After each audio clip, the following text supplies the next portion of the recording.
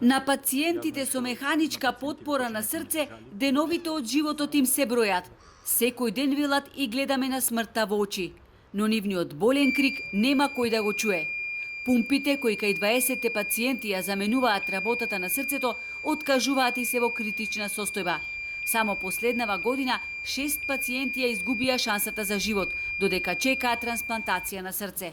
Затоа велат повеќе нема да траеме пред оние кои не залажуваат и со години се оглушуваат на нашите апели за помош, додека прават стани седни на министерската фотелја. Бидејќи оваа влада веќе се навикна на секои 3 месеци како чорапи да ги менуваат министрите, и изгледа тоа им е формулата за да не замолкнат на некој начин, да не ни кажат не, но не да не ни ги решат прашањата. За жал во нашава држава се соочуваме со проблем немање доволно стручен кадар да изведи операција на пациент со механичка потпора. Овие уреди кои нам ни се монтирани, кажано ни е дека се мост до трансплантација, но ресорното министерство не се одважува да донесе стручен кадар од странство кој ќе им помогне на нашите врвни кардиохирурзи да ја направат првата операција за замена на вештачка пумпа со срце од донор, истакнува Јолески.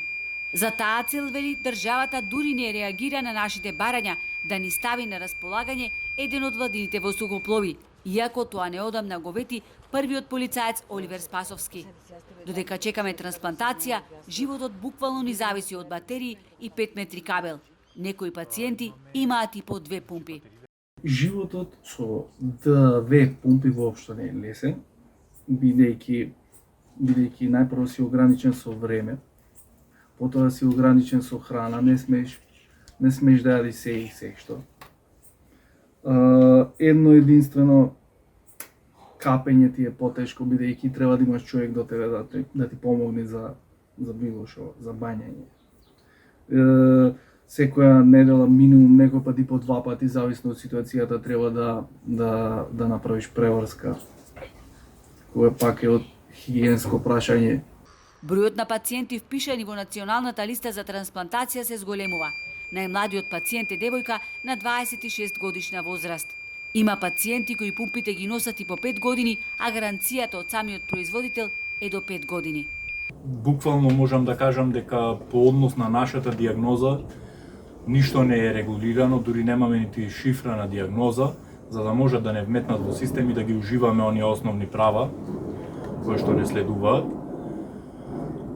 Промена на батерии, промена на контролери, промена на кабел, промена на било што од нашите уреди е права голгота, за што треба да молиме, треба да коленичиме и повторно не го добиваме, а живот ни значи. До сега во Македонија не е направена ниту една замена на вештачка пумпа со срце од донор. Секој ден ни е измачување. На овој начин нас само ни се одложени маките. Без наша волја ни имплантираа ваков уред, а не ни кажаа дека потоа ќе е многу тешко за трансплантација на срце. Во тој случај сами ќе одлучевме дали да чекаме трансплантација, но штом ни ги ставија, медицинската етика им налага да најдат решение за нас, вели Олески.